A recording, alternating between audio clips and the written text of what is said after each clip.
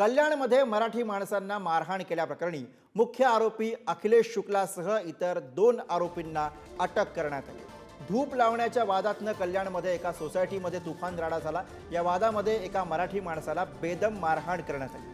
अखिलेश शुक्ला यानं 10 ते 15 जणांच्या टोळीला बोलवून सोसायटीमधील 3 जणांना बेदम मारहाण केली। मराठी माणसं भिकारी, त्यांना मारा असं म्हणत अखिलेश शुक्लानं लोखंडी रॉडनं मारहाण केली। या मारहाणीमध्ये अभिजित देशमुख गंभीर जखमी असून त्यांना उपचारासाठी रुग्णालयामध्ये दाखल करण्यात आलंय।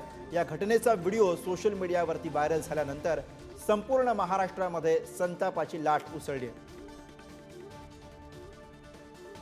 तर मराठी माणसांना मारहाण करण्यात आलेली आहे। टोळीला बोलवून शुक्ला नामक व्यक्तीनं मराठी माणसांना मारहाण केली। कल्याणमध्ये हा सगळा संतापजनक असा प्रकार घडलेला आहे आणि त्यानंतर आता या माजुरड्या आरोपीला अटक करण्यात आलेली आहे।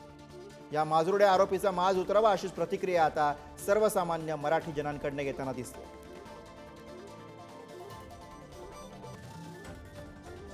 मुख्य जे आरोपी आहेत त्याच्यामध्ये